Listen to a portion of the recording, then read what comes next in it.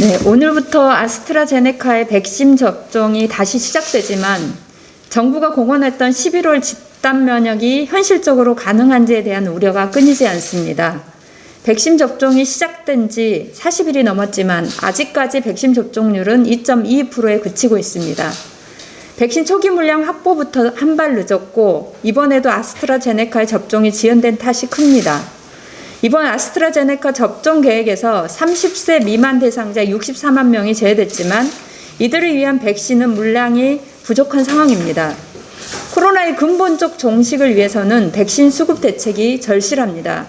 백신은 어디까지나 국민들의 생명과 직결된 것으로 공공재여야 하며 전시 상황과 맞먹는 최악의 코로나 상황에서 국민들의 안전을 보호하는 것은 국가의 의무입니다.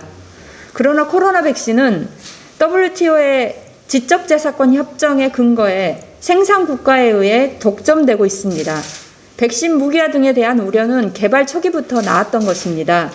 백신 확보를 위한 경쟁이 치열한데 백신을 만드는 국가, 제약회사들이 배분 권한을 독점하면 결코 보편적이고 공평한 보급이 이루어질 수 없습니다.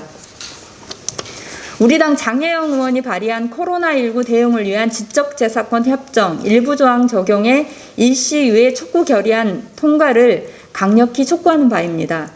이미 문재인 대통령도 작년 5월 WTO 총회에서 개발된 백신과 치료제는 인류를 위한 공공재로서 전 세계에 공평하게 보급해야 할 것이라고 밝힌 바가 있습니다.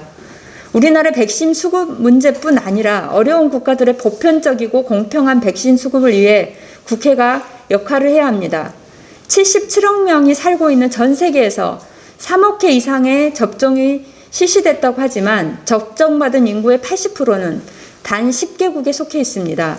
백신 앞에서는 국가, 인종, 소득 등 그 어떠한 이유로 차별받는 사람이 없어야 할 것입니다.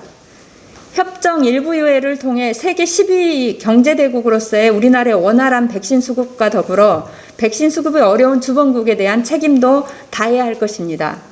덧붙여 지적재산권 협정 일부 조항 유예뿐만 아니라 특허법 106조 2가 정하고 있는 특허 발명의 강제 실시 등 백신 수급을 위한 모든 대책을 강구하길 바랍니다. 코로나 조기 종식을 위해 특단의 백신 수급 대책을 세울 것을 촉구합니다.